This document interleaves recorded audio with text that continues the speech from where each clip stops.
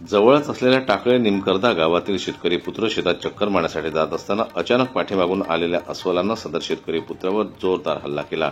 या हल्ल्यात रामेश्वर बबन डिवरे हा शेतकरी पुत्र गंभीर जखमी झाला आहे। सद्यस्थितीत पावसाळ्याचे दिवस असून दररोज कमी अधिक प्रमाणात रिमझिम पाऊस पडत आहे। त्यामुळे आपल्या शेतात पेरणी योग्य पाऊस झाला की नाही हे पाहण्यासाठी सदर शेतकरी पुत्र पहाटेच्या वेळी गावापासून हाकेच्या अंतरावर गेल्यानंतर एक अस्वल काटेरी झुडपातून बाहेर येत रामेश्वरवर पाठीमागून हल्ला केला। त्यामुळे गोंधळलेल्या शेतकरी पुत्रांना आपल्या बचावासाठी चक्क अस्वलाशी 2 हात केल्याची माहिती आहे। दोघांमध्ये अक्षरशः झुंज झाली।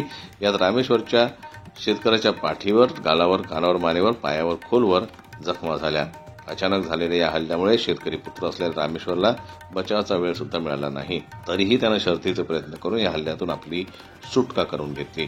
अस्वलाच्या हल्ल्याची बातमी पंचक्रोशीत पसरल्यानं या परिसरातील सर्व शेतकरी सध्या भयभीत झाले असून शेतकरी शेतात जाण्यास धजावत नाही। पेरणीचे दिवस असल्यानं परिसरातील शेतीची कामे खोळंबली असून अस्वलाच्या दहशतीने पेरणीच्या दिवसात शेतात पेरणी कशी करायची असा प्रश्न आता निर्माण झाला आहे। सदर शेतकरी पुत्राला जखमी अवस्थेत जिल्हा रुग्णालयात भरती करण्यात आलं असून वन विभागाची एक टीम टाकळी निमकर्दा येथे अस्वलाच्या शोधासाठी सकाळी 11 वाजता पोहोचली होती। वन विभागानं शोधाशोध केली, परंतु सदर अस्वल दिसून आलं नाही। परंतु दुपारी गावकऱ्यांनी अस्वलाला शोधण्याचा प्रयत्न केला असता पुन्हा एकदा गावातील माजी सैनिक सत्यपाल वानखेडे या व्यक्तीवर अस्वलाने हल्ला केल्याची माहिती समोर आली आहे। जनमतल्या न्यूज करता संजय उमक यांची रिपोर्ट अकोलाहून।